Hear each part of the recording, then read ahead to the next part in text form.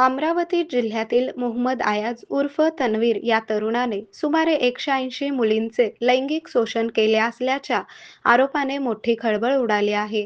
या गंभीर प्रकरणाची दखल घेत पोलिसांनी आरोपीवर गुन्हा दाखल करून त्याला तातडीने अटक केली. त्याला न्यायालयात हजर केले असता 21 एप्रिलपर्यंत 7 दिवसांची पोलीस कोठडी सुनावली आहे.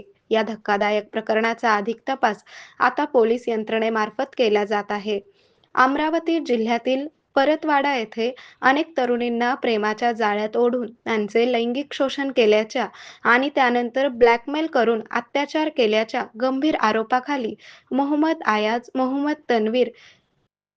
आयाज उर्फ मोहम्मद तन्वीर या संशयित आरोपीला पोलिसांनी बेड्या ठोकल्या आहेत. या प्रकरणात भाजपचे खासदार अनिल बोंडे यांनी संबंधित आरोपीने तब्बल 180 तरुणींचे शोषण करून त्यांचे 350 व्हिडिओ व्हायरल केल्याचा धक्कादायक आरोप केला आहे. त्यानंतर पोलिसांनी वेगाने तपासाची चक्रे फिरवत ही कारवाई केली असून या खळबळजनक प्रकरणाचा अधिक तपास सध्या सुरू आहे.